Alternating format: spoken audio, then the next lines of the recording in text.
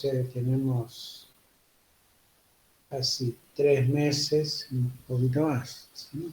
Casi 3 meses, o 3 meses. Y la segunda parte del año tiene que ver con la segunda parte del programa. Y a partir de hoy vamos a meternos con, con Roma, ¿sí? Vamos a ver la historia de Roma, la historia del mundo clásico del Mediterráneo, Grecia y Roma. Vimos en un sobrevuelo bastante rápido, pero con algunas ideas interesantes. En el cuatrimestre pasado Grecia, ustedes completaron con ese coloquio que hubo la cultura helenística, ese mundo helenístico creado a partir de las conquistas de Alejandro y de los herederos de Alejandro, y que queda un poco, que queda al costado de la historia clásica, ¿sí? De la antigüedad clásica, aunque es muy influyente en algún momento o a partir de algún momento en la historia de Roma, ¿sí?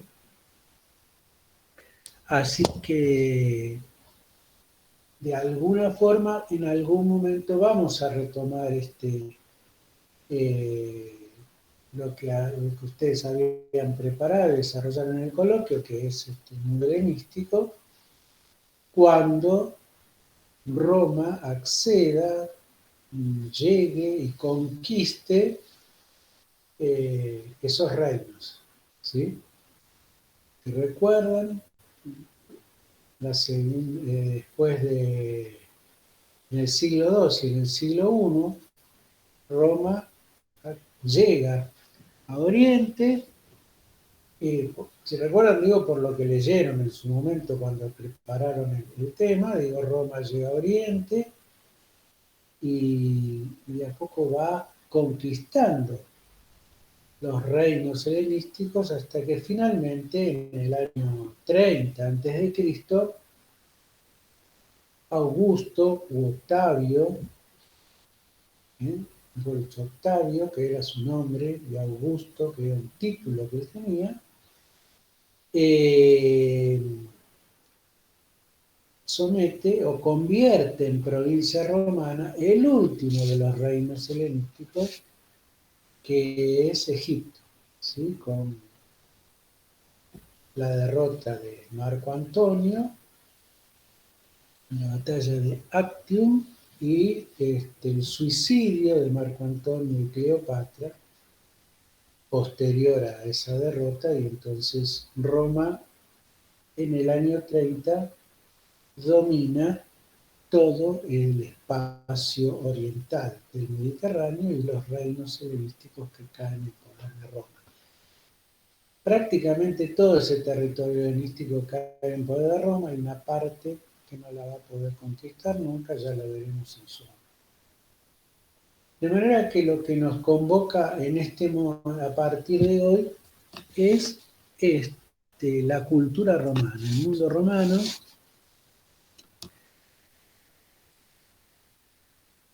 que nos lleva a innumerables puntos de contacto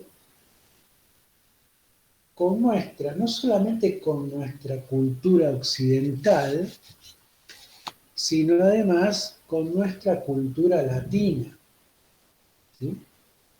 Si Roma tiene enorme influencia en la constitución del mundo occidental, de la cultura occidental, pero también de lo que es fundamentalmente la cultura latina, sobre el idioma, desde la impronta que la Iglesia Católica le ha imprimido durante siglos a la cultura occidental,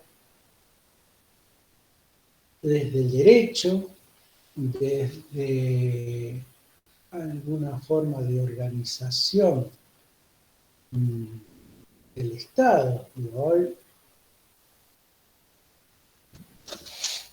hay algunos sectores de la política que reclaman, por ejemplo, el respeto por la República.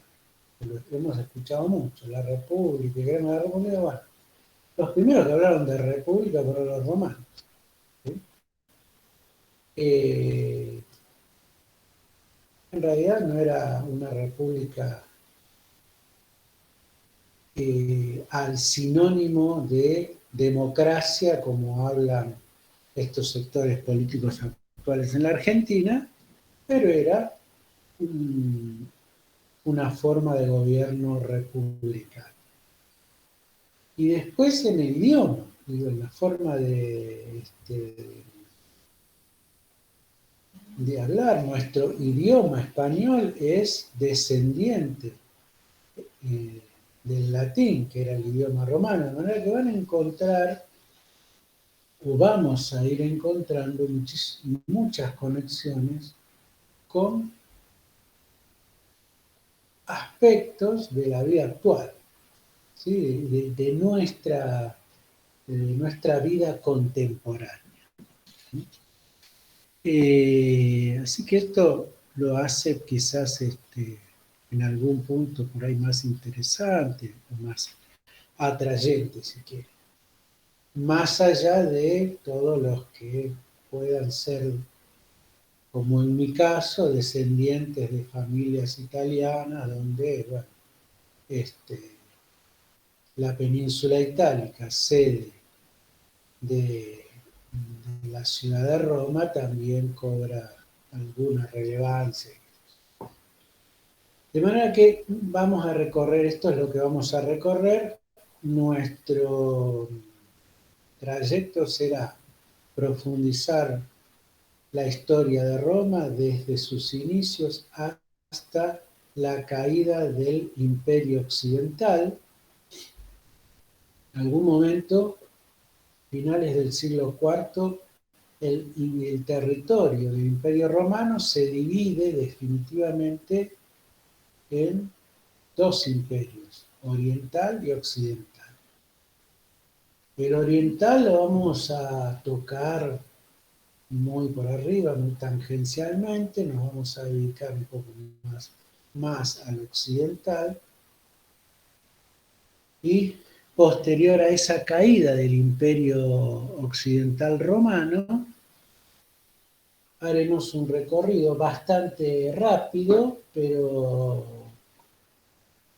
no por eso importante, de cómo discurre ese territorio del Imperio Romano Occidental hasta el año 800, donde la Navidad del año 800, Carlomagno es coronado rey del Sacro Imperio Romano Germánico, pretendiendo restituir o rescatar la gloria de aquel imperio romano caído 3 siglos y medio antes. ¿Sí? Esto es lo que es el trayecto que vamos a ver, y en relación a esto, algunas cuestiones del Imperio Oriental se van a tocar, pero todo como que esta última parte deja preparada la historia mundial 2 que ustedes van a ver el año que viene, que es media, historia media y historia moderna. Así que bueno, ese sería el proyecto que pretendemos trabajar, esperemos poder llevarlo adelante. Hoy yo les mandé, a través del Classroom, mandé un material Y ahí puse un poco cómo podría ser la línea de lectura, en el momento en que empiecen a leerlo. Y ese material tiene que ver con esta primera clase que vamos a trabajar hoy, y probablemente también con la próxima, que aporta a los inicios de la cultura romana. Hoy vamos a ver dos power, si Dios quiere, si llegamos. Esos dos power en todo caso se los voy a subir mañana también para que ustedes lo tengan. ¿Sí?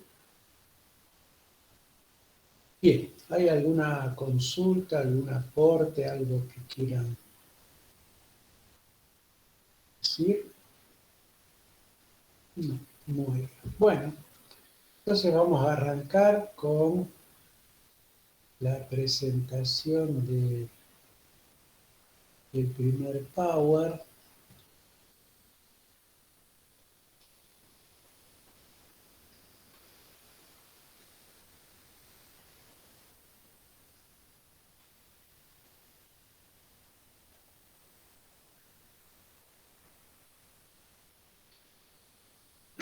Bueno, yo les preparé acá como para que tengan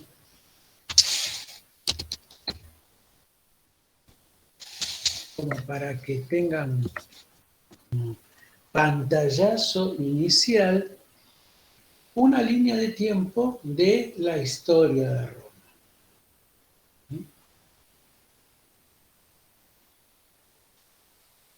La historia de Roma, para su estudio, se divide en tres periodos marcados por la forma de gobierno que caracterizaron a cada uno de esos tres periodos. El primero de esos periodos es la monarquía, ¿sí? La primera forma de gobierno que se da en el mundo romano es la monarquía con la figura de un rey.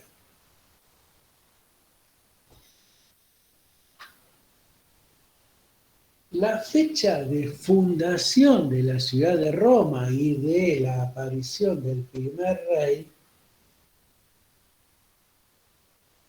tiene dos anclajes, uno mítico y uno arqueológico. El mítico es ese que figura al principio ahí, el menos 753. Y el 21 de abril del menos 753 se dice que Roma fue fundada por uno de los dos mellizos que aparecen en la foto del fondo, amamantados por una loba, ya olvidemos de esto, que es Roma. Pero esta es una fundación mítica, como dice ahí, ¿sí? Una fundación que justifica una pertenencia a una etnia o a un pueblo determinado, que es lo que vamos a ver hoy. Después de este rey de Rómulo, hubo tres reyes más, los que aparecen ahí, Numa Pompilio, Tulio Estilio, Comarcio, Latinos y Sabinos. Todos estos reyes tienen que ver con la tradición y con lo mítico, ¿sí? Sí, con lo que se crea para justificar una tradición de pertenencia, como digo. Ahí ya lo vamos a decir. ¿Dónde aparece Roma? Ahí aparece, dice, en la margen izquierda del río Tíber, a la altura de la isla Tiberina. Y después hay una fundación que está sustentada por la arqueología, es decir, hay restos arqueológicos de ese episodio y de ese periodo, que sería la fundación realmente romana, de Roma, perdón, de la ciudad de Roma, que respondería aproximadamente al menos 600, entre el menos 600 y el menos 580, es decir, a principios del siglo VI, un pueblo, que eran los etruscos, fundan una ciudad en ese espacio, en la margen izquierda del río Tíber, a la altura de la isla Tiberina, con el nombre de Rumón, y esa sería la verdadera o la fundación constatada arqueológicamente de Roma. Hay 3 reyes etruscos, y hacia finales de ese siglo, como fecha también no segura, sino más bien remitida a los relatos míticos, se pone el 509, los reyes etruscos son finalmente expulsados y tenemos el fin del periodo monárquico, el fin de la monarquía. Un grupo, un estamento social, que son los patricios, son los que impulsan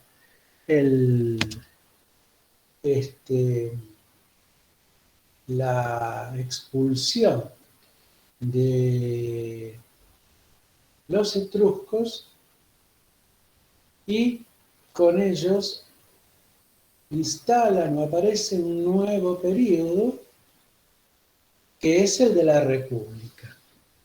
Expulsados los etruscos, se termina esa dominación, se termina la monarquía. De hecho, el término rex es un término que no es usado nunca más. Así que es un término casi que sería un sacrilegio político, una mala palabra, el término rex, que refiere a la monarquía, porque implica para Roma el recuerdo de una dominación o haber sido dominados por un pueblo, que son los etruscos, y que no son de su mismo origen. Ya veremos cuál es el origen o cuál es el pueblo que origina la cultura romana, cómo se origina la cultura romana y cuál de los pueblos peninos. ¿Sí? De manera que el término rex es un término que no se utiliza más, y además está absolutamente desacreditado y desaprobado en la historia de Roma. Tanto es así que una de las razones por las cuales se produce quizás uno de los asesinatos más conocidos de la historia, que es el de Julio César, es porque lo quería nombrar rey a Julio César. ¿Sí? Las fuentes, algunos dicen que él no quería ser rey y otros afirman que sí. Lo que sí se sabe es que había un grupo que quería nombrarlo rey. Y esta idea de volver de nuevamente tener un rey, de concentrar el poder en una sola persona, lleva a un grupo de senadores a asesinar a César en los idus de marzo del menos 44. Bien, se inicia entonces, expulsados los etruscos, el periodo de la República.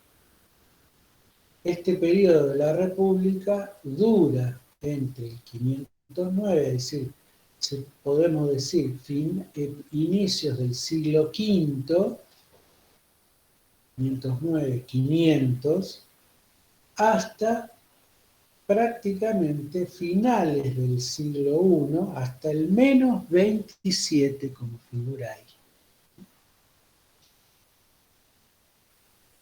En ese periodo de la República se desarrollan una cantidad de organismos, magistraturas, como las que aparecen debajo, en el último cuadro, debajo del 509, que son las magistraturas. Son cargos ejercidos por un ciudadano romano. Cónsul, pretor, censor, cuestor, edil, tribunal del plebeyo. En estas magistraturas o el ejercicio de estas magistraturas y sus responsabilidades implicaba atender asuntos del Estado romano. Se desarrollan los comicios, ahí figuran 3 comicios, curiados, centuriados y tribales. El término comicio lo traducimos como asamblea. Y es decir, los comicios son los espacios donde participan los ciudadanos para votar, sea para votar magistrados, sea para votar leyes, sea para votar el ir a una guerra o una paz, ¿sí? Los comicios son espacios de participación de los ciudadanos. Hay 3 tipos, ya veremos por qué hay 3 tipos y cómo actúa o cómo participa el ciudadano en cada uno de ellos. Y también ya venía desde la monarquía y permanece durante la República una institución que es la institución romana, la que perdura, podríamos decir, hasta el final de la historia de Roma, de Occidente sobre todo, que es el Senado. ¿Sí? El Senado fue creado durante la monarquía y en la República adquiere un protagonismo realmente mayor. ¿Sí? El Senado es un órgano consultivo, no tiene que ver con nuestra idea contemporánea y moderna de lo que es un Senado. ¿Sí? Porque no hay elecciones tampoco para elegir a los senadores, sino ya veremos cómo acceden a esa senaduría, o a ese cargo de senador, y actúa como órgano consultivo. Generalmente, cuando se lo consulta al Senado, lo que el Senado opina generalmente era lo que finalmente se votaba. Pero además el Senado tiene durante la República toda una jerarquía social para quienes integran el Senado, no solamente social, sino también económica. Los integrantes del Senado se reclutan fundamentalmente dentro de las capas sociales económicamente más favorecidas. Tenemos ahí en el trayecto de la República varias etapas. Hay una primera que va hasta el 287, donde se dicta una ley que establece un equilibrio entre el poder de los patricios y el poder de los plebeyos. Y una segunda etapa a partir de esta ley y a partir de la finalización de las guerras púnicas. Las guerras púnicas son unas guerras que Roma mantuvo contra Cartago, que es una potencia del Mediterráneo occidental en el norte de África. Son 3 guerras.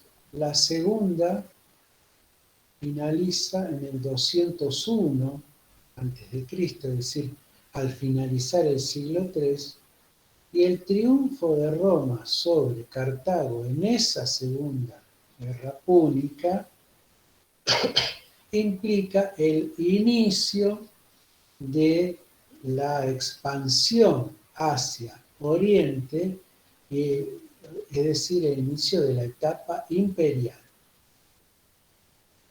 Y Roma queda dueña del sector occidental del Mediterráneo, y a partir del siglo II se expande hacia Oriente, comienzan a caer en su poder los territorios orientales y va conformando y constituyendo lo que será la postre el territorio del Imperio Romano.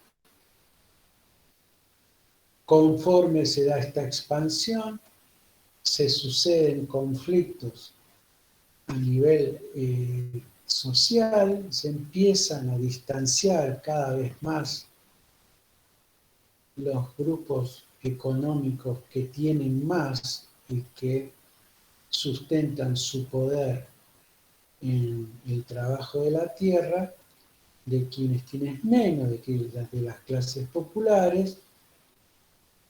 Finalmente, en el último siglo antes de Cristo, en el siglo I antes de Cristo, se da un proceso que se llama las guerras civiles, que ahí están señaladas por el enfrentamiento entre Mario y Sila, César y Pompeyo, y finalmente Octavio y Marco Antonio.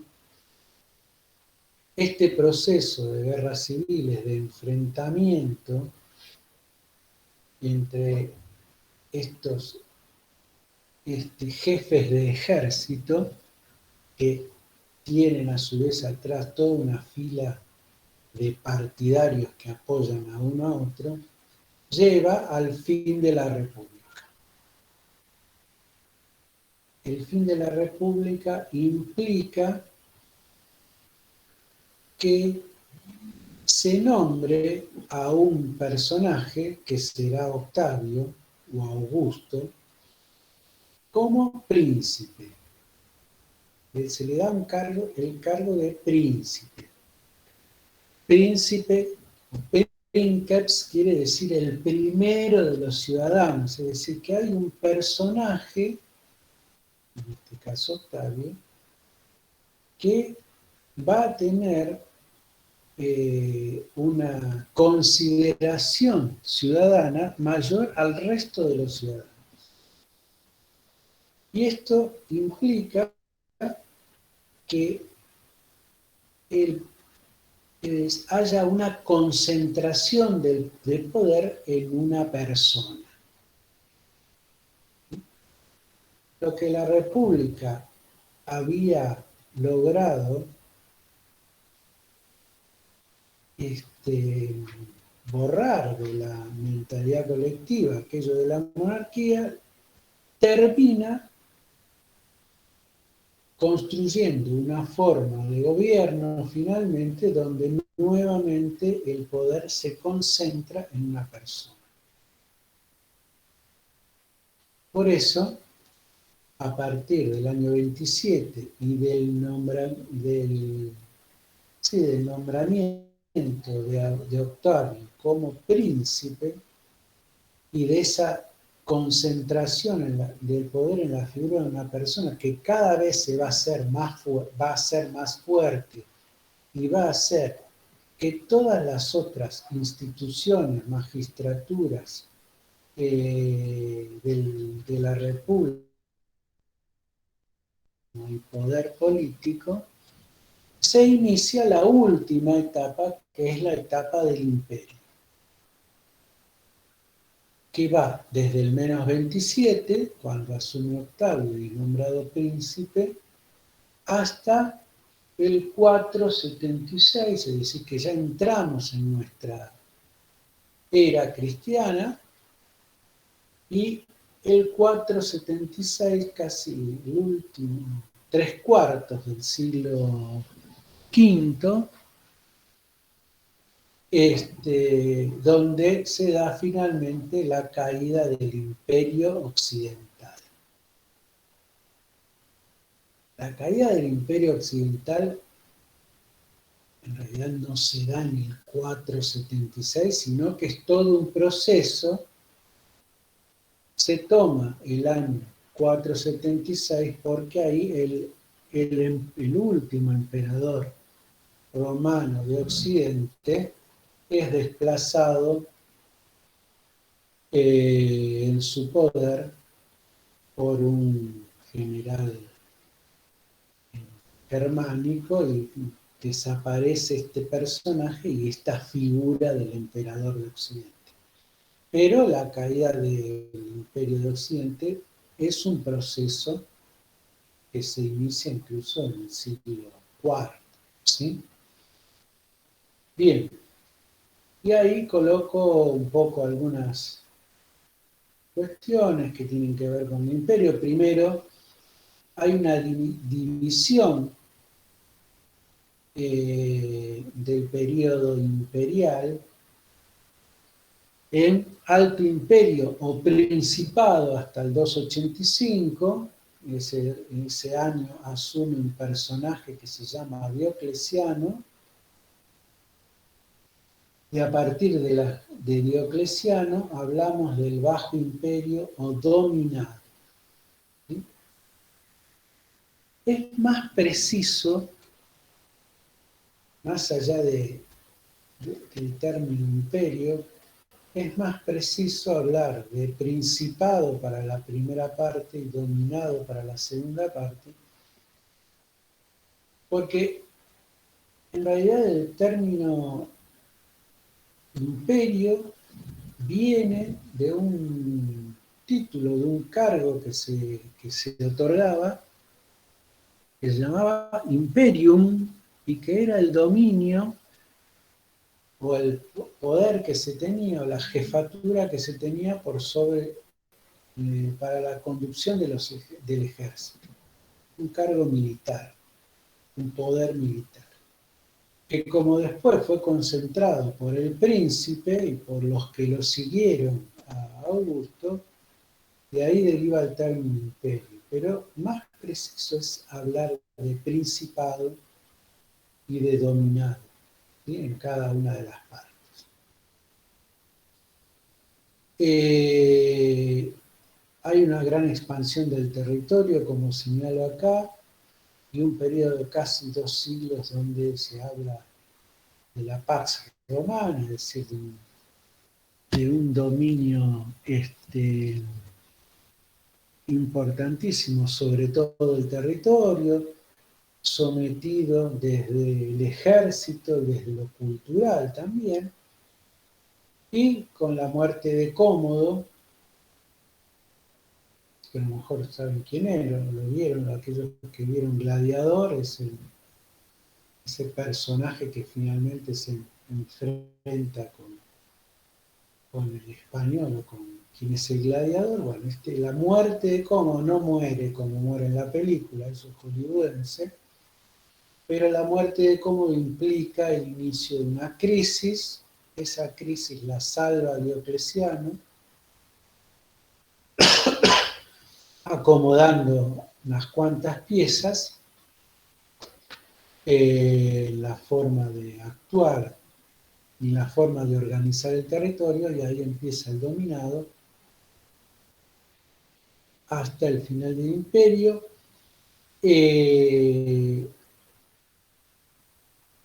Con Diocleciano también se da la última persecución del cristianismo. Ya en el siglo IV el cristianismo comienza a ganar espacio dentro de la sociedad y de la dirigencia imperial, hasta que a fines de ese siglo IV, acá 380, el cristianismo es declarada religión oficial del Estado y cambia la ecuación porque son perseguidas todas las otras religiones. De manera que en esta segunda parte, en la parte del dominado, vamos a trabajar sobre la impronta y la influencia del cristianismo en el imperio, en el dominado y el imperio romano y su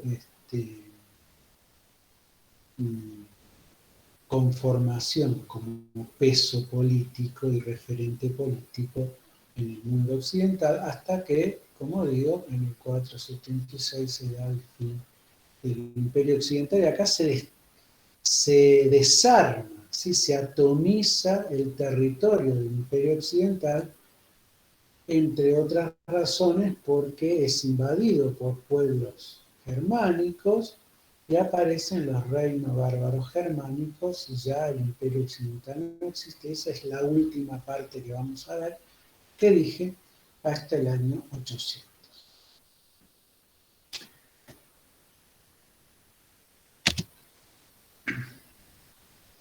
Esta es un primer pantallazo para que tengan ahí cómo es la historia de Roma, ¿sí?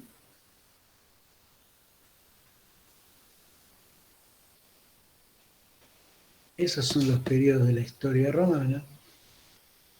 Nos vamos a meter ahora en lo que es la conformación del pueblo romano. ¿Cómo inicia? ¿Quiénes son los que poblaron la península itálica? ¿Sí?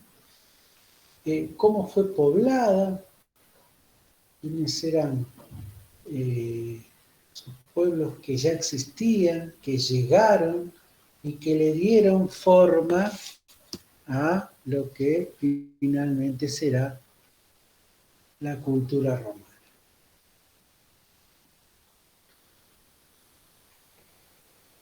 Así como se produjeron las oleadas de indoeuropeas en Mesopotamia y en Grecia, también en la península itálica se produce una oleada indoeuropea o las oleadas indoeuropeas.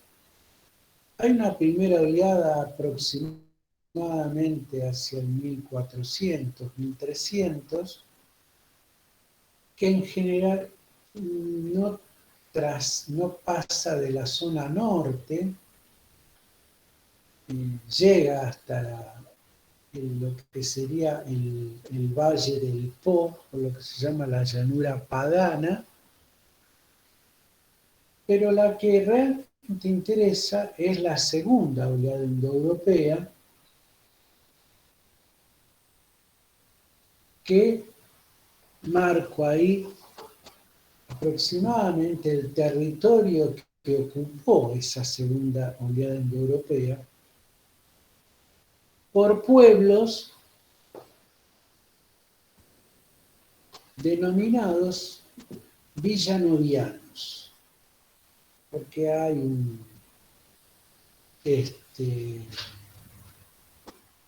un lugar en el norte de Italia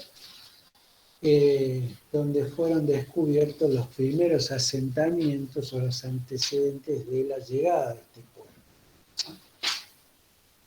Estos pueblos villanovianos aproximadamente ocuparon este territorio de la península itálica que estoy marcando acá.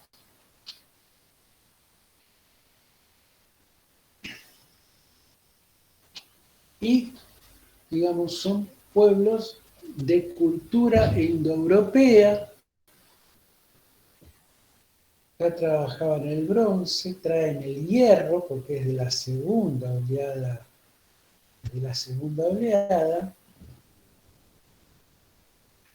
y se van asentando en este territorio.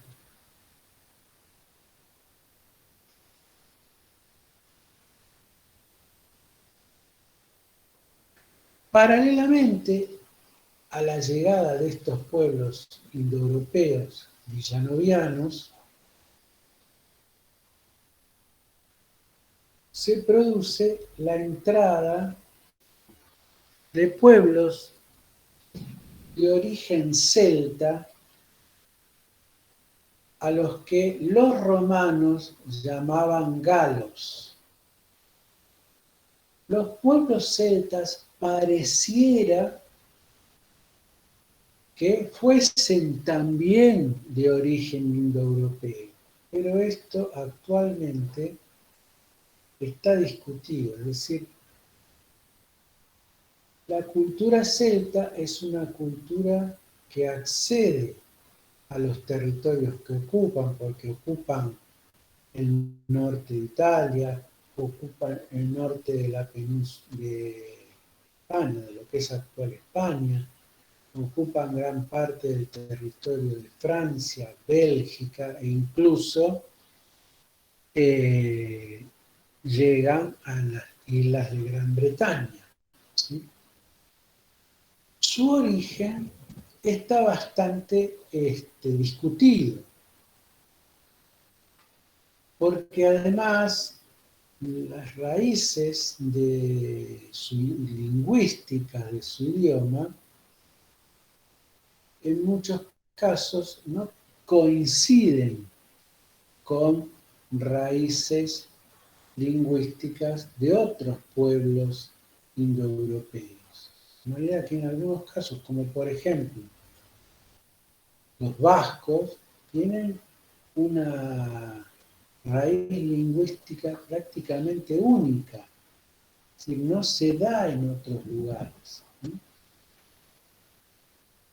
Nosotros vamos a, en todo caso, nos quedamos con la teoría que sostiene que también es un pueblo indoeuropeo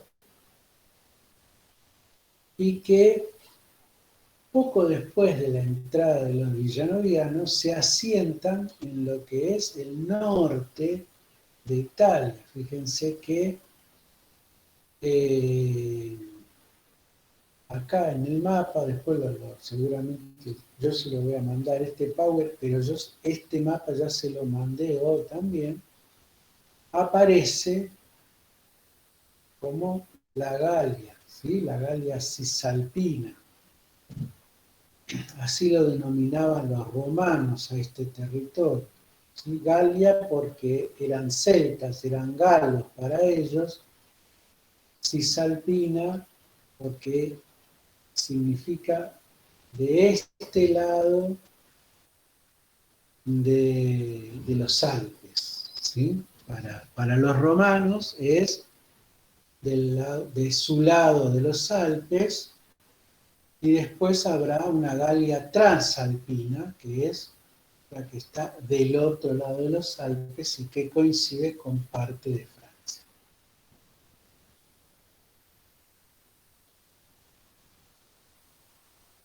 Otro pueblo de enorme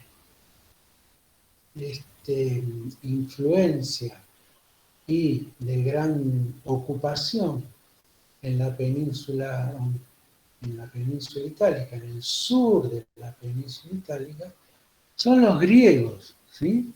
Los griegos que ocupan este territorio que que estoy marcando acá, y que fue conocido como la Magna Grecia. Cuando nosotros hablábamos en el cuatrimestre pasado de la segunda expansión griega, ese proceso conocido también como la apoiquía, dentro de los territorios que vimos que los griegos fueron ocupando o helenizando, es decir, expandiendo la cultura griega en el Mediterráneo, uno de ellos fue el sur de Italia, ¿sí? Eso que conocemos, como digo, como la Magna Grecia. Muy probablemente no se expanden más hacia el centro de Italia porque encuentran acá ya la ocupación de los pueblos indoeuropeos villanovianos. De manera que ocupan todo este espacio, gran parte de Sicilia y también de Cerdeña. ¿Sí? En Sicilia encontrarán también, no lo coloco yo, pero Sicilia está repartida entre posesión griega, sobre todo la parte este de Sicilia, y la parte oeste está, presenta posesiones fenicias. ¿Sí? Esos cartagineses que yo hablaba, que finalmente se terminan enfrentando con los romanos durante el siglo III, Cartago es una posesión fenicia. Acá aparece en el norte de África, ¿sí? No Numidia, sino acá aparece Cartago. Bueno, es una fundación fenicia, de ahí viene el término púnico, porque los romanos llamaban a los fenicios punos o punesios, ¿sí? PH en realidad, que sería punos o funesios, entonces de ahí viene el término púnico. ¿Sí? Ellos ocuparon parte de Sicilia y en realidad es finalmente lo que desata el conflicto con los romanos allá por el siglo III a.C. Pero esta región es fundamentalmente griega, de gran influencia griega. Otro pueblo que ocupa el territorio son los etruscos. Cuando vimos la línea de tiempo, este es un pueblo fundamental. ¿Sí? Cuando vimos la línea de tiempo, vimos que había una fundación mítica hecha por Rómulo, una fundación creada a través de leyenda y a través de relatos mítico-heroicos, y una fundación arqueológica, y en esa fundación arqueológica dijimos que nos fundaron Rumón fueron los etruscos. Bien, los etruscos eran un pueblo que ocupaba esta zona del norte o del noroeste de la península itálica. El origen de los etruscos también está en discusión. Hay quienes dicen o quienes sostienen que el origen de los etruscos se da en la región de Lidia, en la península, en Asia Menor, y de Asia Menor se trasladan y llegan a principios del último milenio a la región de Etruria. Hay otros que sostienen que son de origen indoeuropeo, sin embargo, sus raíces lingüísticas no coinciden con ninguna raíz lingüística indoeuropea. Y hay quienes que sostienen, y que pareciera que sería así, que son autóctonos, es decir, que son nativos y originarios de esa región de Etruria, y que compartirían esta calidad de autóctonos con estos pueblos que yo ubico acá, que son los vénetos y los ligures, que ocupan el Golfo de Venecia, al norte del mar Adriático, y el Golfo de la Liguria, acá está Génova actualmente,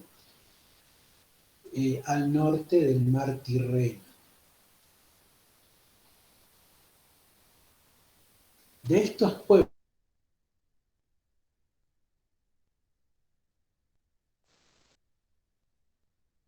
entraban a la llegada de los pueblos indoeuropeos villanovianos, los que trascienden en todo caso son los etruscos. Porque son ellos quienes, después de hacerse fuerte en la región de Etruria, se expanden hacia el sur, consiguen una fuerza militar importante y que los destaca durante el siglo VIII y siglo VII y el siglo VI, y se expanden hacia el sur, muy probablemente tratando de llegar a la región de la Magna Grecia, dominar a las ciudades o a las polis griegas asentadas sobre la orilla del Adriático, para poder de esa manera tener influencia en las rutas económicas, las rutas marítimas económicas que se dan en este mar que es el mar Tirreno. Y que está fundamentalmente en este momento dominado, si quieren, o compartido ese comercio por los fenicios de Cartago y por los griegos de la Magna Grecia. En esa expansión es muy probable que, respondiendo a esa expansión, hayan fundado la ciudad de Roma como un punto estratégico para poder llegar a la Magna Grecia. Roma en este mapa estaría aproximadamente acá donde yo marco con el mouse, digo ahí donde se cruzan el amarillo y el rojo. Esa sería la región donde estaría Roma. ¿Sí? Los etruscos tuvieron enorme influencia porque además marcaron todo un siglo de dominación en Roma.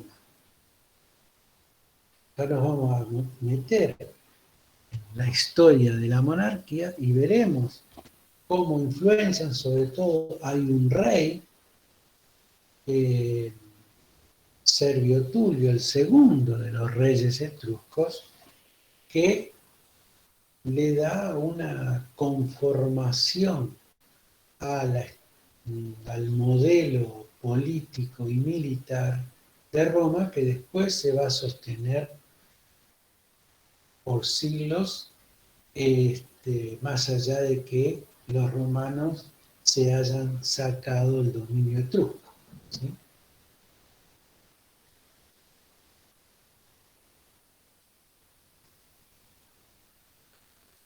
Bien, haciendo foco en la región entonces del Lacio, la región del Lacio es la región donde estará fundada la ciudad de Roma.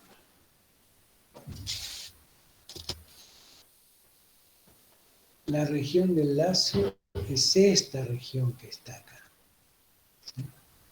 Que en un principio era territorio compartido por pueblos que pertenecían a ese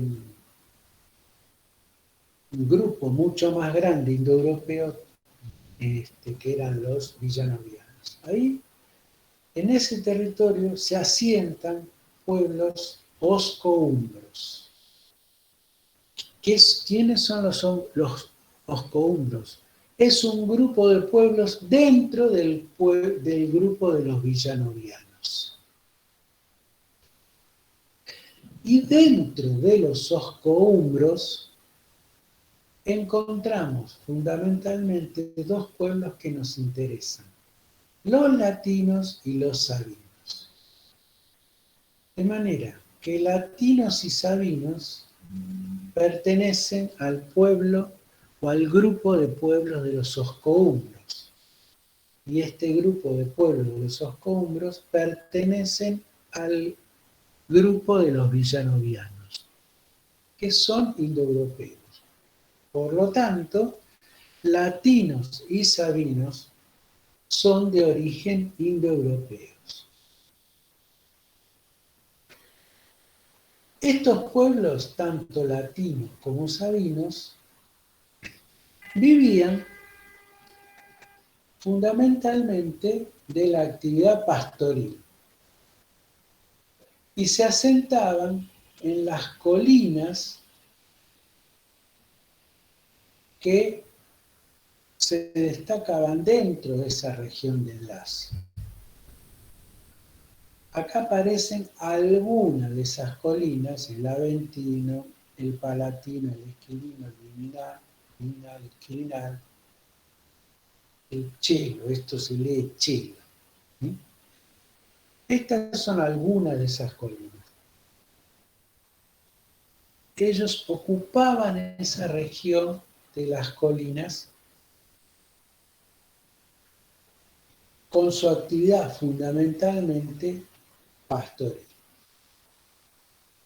Y componían, latinos y sabinos, una liga que se llamaba la Liga del Saeptimontium, que en un principio el término Saeptimontium se entendió que refería a 7, Saepti a 7. Entonces era la Liga de las 7 colinas, que son estas, vuelvo a estar acá, una, Capitolio, Aventino, Palatino, Quirinal, Viminal, Esquilino y Chelo, esas son las 7 colinas, y que era una liga ofensiva y defensiva donde se unían frente a un ataque o un posible ataque extra. Pareciera que el término Saepti no refiere a 7, sino que refiere a empalizada, o también saeta, que sería lanza. Pero sí respondería a lo mismo, es decir, a la misma idea de conformar una liga ofensiva, defensiva, que pudiera enfrentar un ataque externo. Lo cierto es que hacia el año 600 el poder de los etruscos termina desbordando esta alianza y esta liga, y los etruscos logran dominar esta parte del Lacio, y frente a la isla Tiberina, esta es la isla Tiberina, esta es la región este u oriental del río Tíber. El río Tíber es el río más importante del Lacio, desemboca en el Tirreno. Frente a la isla Tiberina van a fundar sobre la colina del Palatino lo que se conoce como la Roma Quadrata. ¿Sí? Ese sería el primer asentamiento, la primitiva Roma, fundándola sobre la colina del Palatino.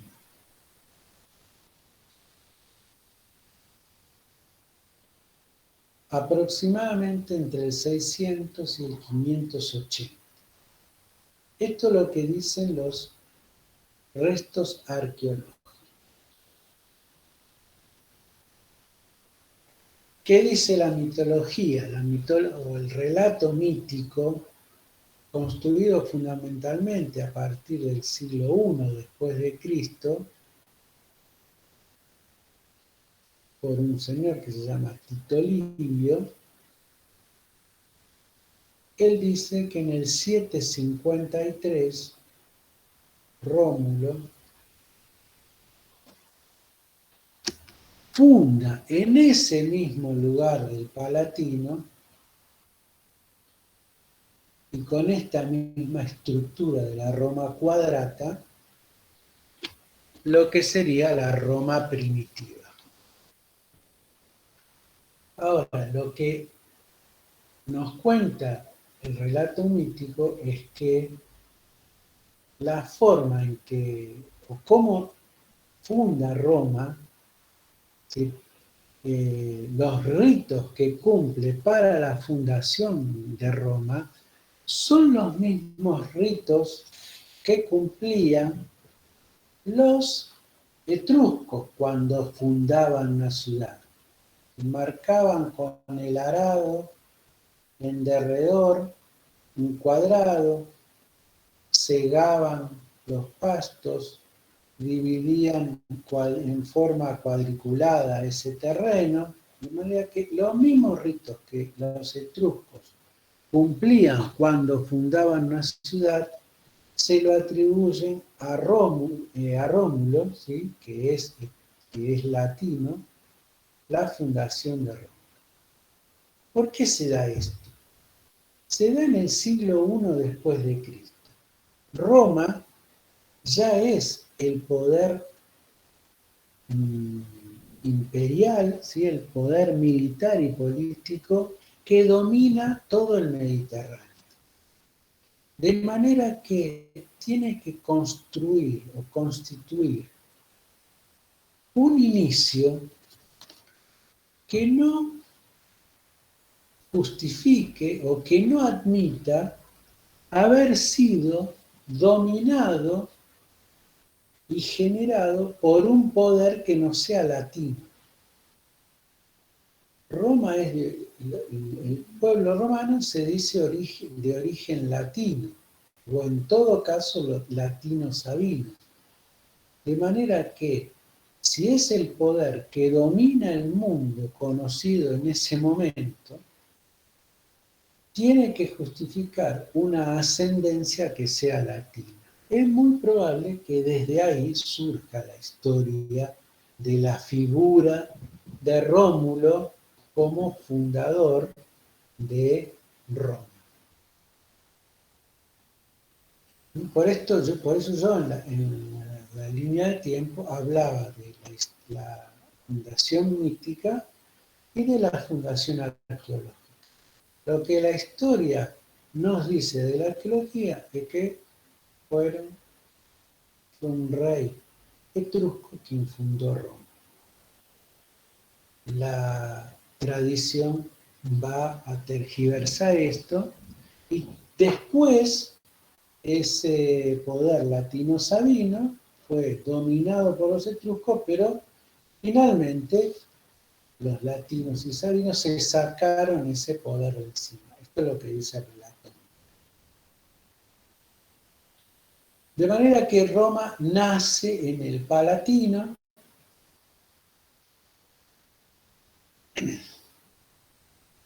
y el Palatino será, para la historia, que como es el lugar de origen de Roma, será la colina referente o la colina sagrada de los patricios. ¿Quiénes eran los patricios? Aquellas familias que se decían descendientes de los primeros latinos. Y tenían esa colina del Palatino como colina sagrada. Y el Aventino será la colina sagrada de aquellos que no pertenecían al patriciado, ¿sí?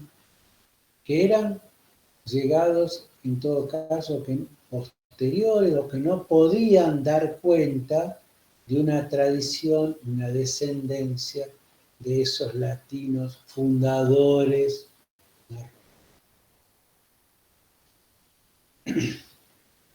Y esto es interesante. Finalmente, fuera de Roma, fuera de las murallas de Roma, esta muralla se va a construir durante el periodo de dominación etrusca, fuera de la muralla de Roma, se, se constituye o se conforma lo que se conoce como el campo de Marte. ¿Qué es el campo de Marte? Es el lugar donde se reúnen los ciudadanos en tantos soldados, ¿sí? Es decir, donde se reúne el ejército, o donde participan en las asambleas que le pertenecen los ciudadanos en tantos soldados.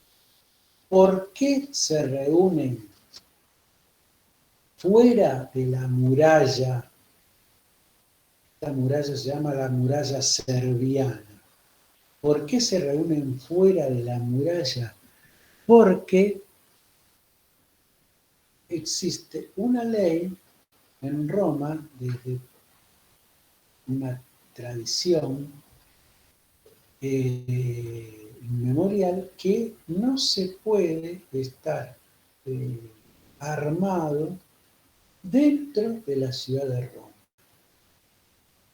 como para preservar la integridad física de los ciudadanos romanos. En algún momento también se quiebra, ¿sí? Porque a César, por ejemplo, lo matan en el foro, de manera que estaban armados.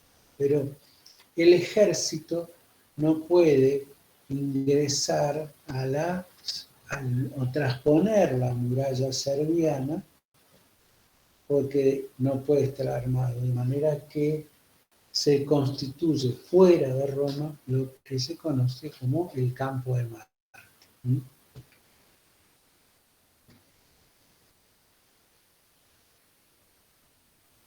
De manera que esta sería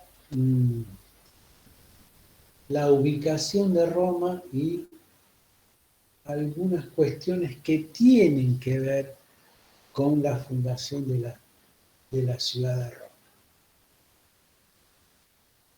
Para ver finalmente cómo se conforma la cultura romana.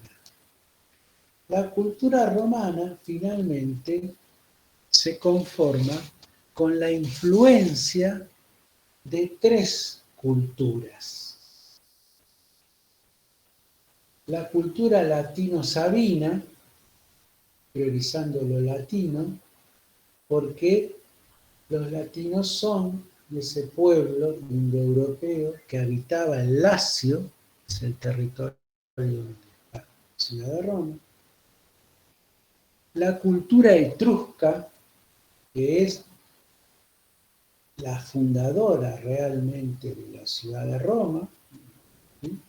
O de la Roma primitiva.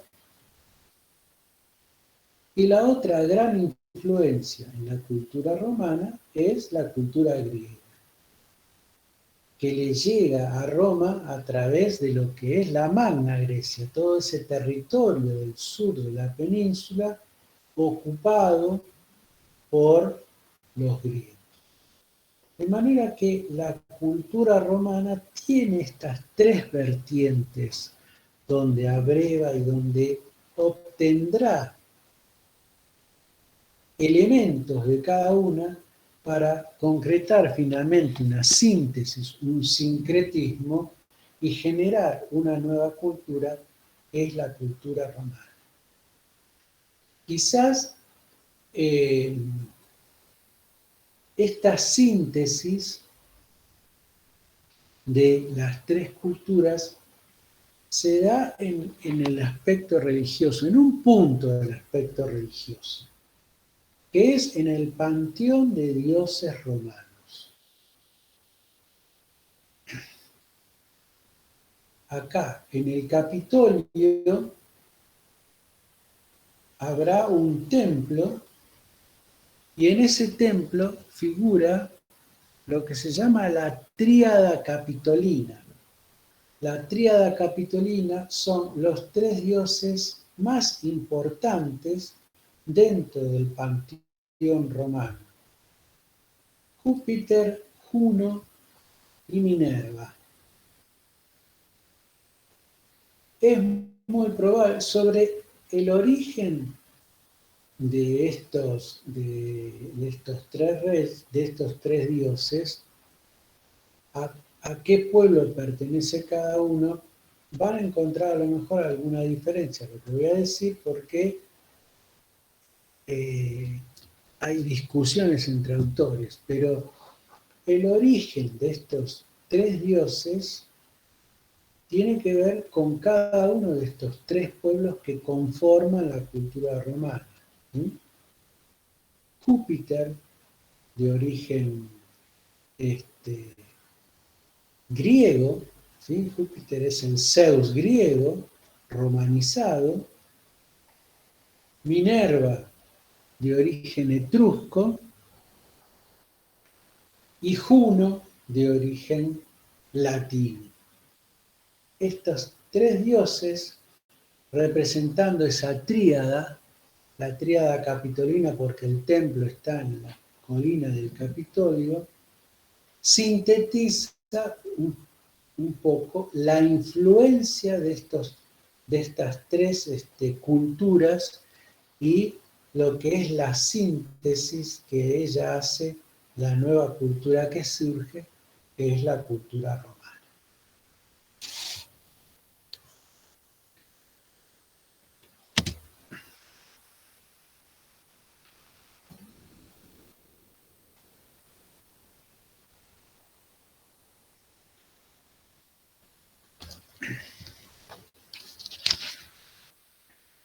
Bien, el periodo de la monarquía, que es el primero de los tres periodos, entonces tiene 4 reyes que responden a lo mítico y 3 reyes de los cuales se puede constatar su existencia porque la arqueología y otros documentos dan cuenta de su existencia. Estos 4 reyes míticos son estos que nombro en la línea de tiempo. Rómulo, que es latino, Numa Pompilio, que es sabino, Tulio Hostilio, que es latino, y Anco Marcio, que es sabino. No lo anoto porque está en la línea de tiempo, no importa. ¿Sí? Lo importante de esto es, fíjense que esa tradición alterna un rey latino y un rey sabino. Un rey latino y un rey sabino, así van pasando estos 4, a los cuales se les atribuye, bueno, a Rómulo la fundación de Roma, a otro rey se le va a atribuir la creación del Senado, a otro rey se le va a atribuir la conformación de la estructura militar primitiva, pero digo, estos reyes, vuelvo a insistir, cubren el campo de lo mítico. Nosotros no, remitámonos, se lo nombro porque por ahí, porque lo van a encontrar en los textos, pero nosotros nos remitimos a los reyes históricos. El primero de los reyes históricos es Tarquino, o Tarquino el Antiguo, que sería el fundador de Roma, o por lo menos quien pertenece a la dinastía de la ciudad de Tarquinia. Tarquinia es una de las ciudades etruscas. Y de esa ciudad de Tarquinia habría salido esa expansión hacia el sur y finalmente fundar la ciudad de Rumón,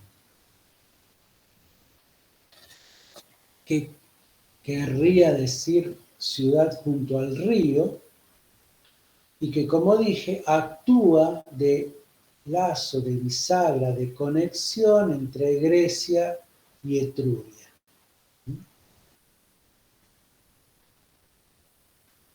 A Tarquino el Antiguo se le adjudica la creación de un primer senado.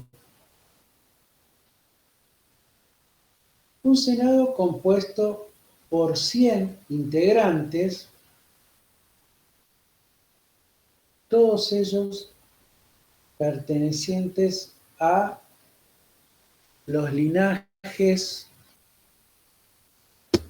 o cierta nobleza conformada por el mismo Tarquino, que rodea al rey y que actúa a modo de consejo del rey.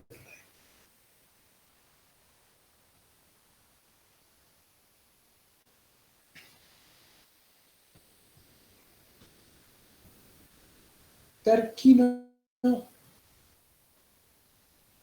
ustedes en el año pasado vieron algo de Acad, escucharon nombrar a Acad, escucharon nombrar a Sargón, lo escucharon nombrar.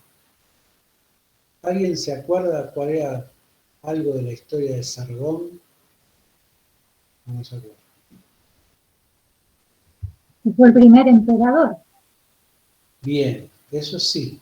Pero Sargón era un personaje, era un copero del rey, era un sirviente del rey que logra, aparentemente, seduciendo a la mujer o a la esposa del rey de Akkad, logra asesinar y matan al rey y él queda como rey de Akkad y finalmente logra.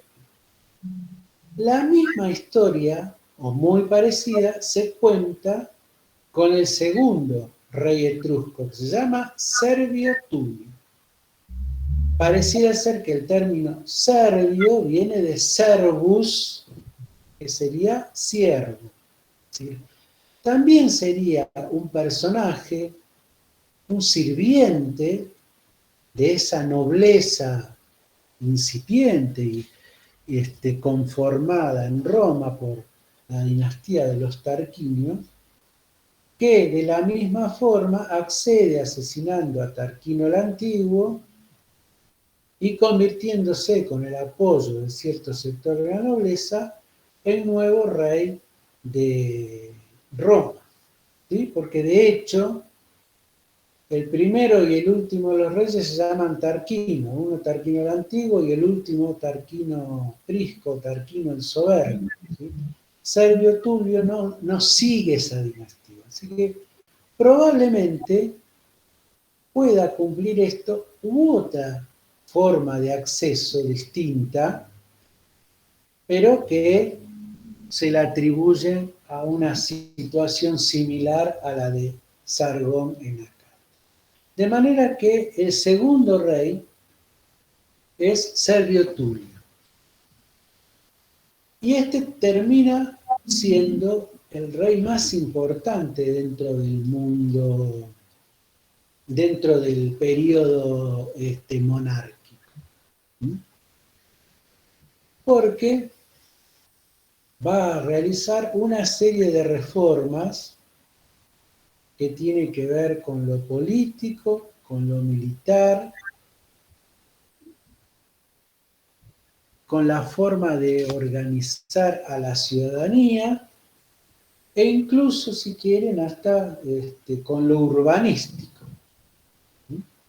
Él es el que constituye esa muralla que veíamos en el segundo mapa, que yo le dije, se llamaba la muralla serviana, porque viene de Servio Tulio, es decir, amuralla y encierra dentro de esa ciudad de Roma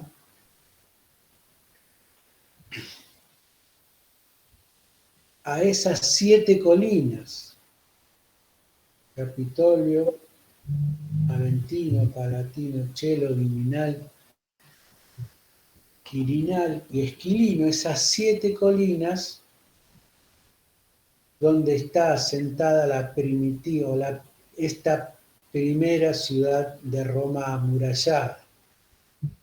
¿Sí? Él es el que construye eso. Él es el que manda el desecamiento de lo que es el foro. Ahí en ese mapa también van a ubicar, hay un cuadradito que dice foro. El foro funcionará, el foro era un valle, digamos, una zona más baja entre el Palatino y el Capitolio, el Quirinal y el Viminal, es decir, entre las colinas, que estaba inundada, ¿sí? Era una ciénaga, él la manda canalizar eso para que escurra esa agua, conformando lo que se conoce como la cloaca máxima, y ese espacio del foro aparece y se constituirá finalmente, y pasará a la historia de Roma, como un lugar donde aparece el mercado, ¿sí? Un lugar de intercambio comercial, primero, e histórico, pero por otro lado también un lugar donde se dé gran parte de la actividad política, no solo durante la monarquía, sino también durante la república. Y en el foro romano tiene estos dos aspectos, económico y político. Y él constituye y le da entidad a ese espacio.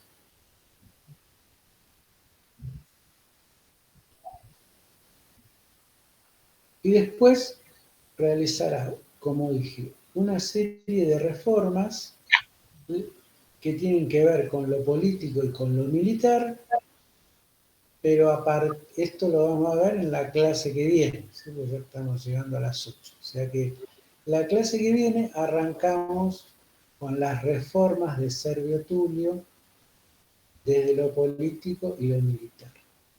Seguramente voy a retomar la clase que viene con alguna cuestión más, o vaya saliendo alguna cuestión más de la tradición y de la tradición etrusca, seguramente, para cerrar el tema de la influencia etrusca en la conformación de la cultura romana. Les voy a subir el primero de los Power que usé hoy, que es la línea de tiempo. El otro Power todavía no, porque hay un mapa más que vamos a ver la semana que viene y entonces ahí sí se lo subo. Pero ya tienen material para aquellos que quieran ir, estén aburridos, no tengan nada que hacer y quieran ir leyendo, tienen material para ir leyendo. Bueno, chicos, espérenme un segundito que termino. Tengo a Álvarez, a Calderón, Díaz, Finkelstein, González, Gorordo, Heinze. No, esperen. González no, Gorordo. Sí, González, Gorordo, Heinze, Jometón. Y lo perdí con esto. Jometón, Heinze, Gorordo. No, González no. Acá hay más. Montero, Ramírez, Suárez y Villamayor. ¿Alguien más?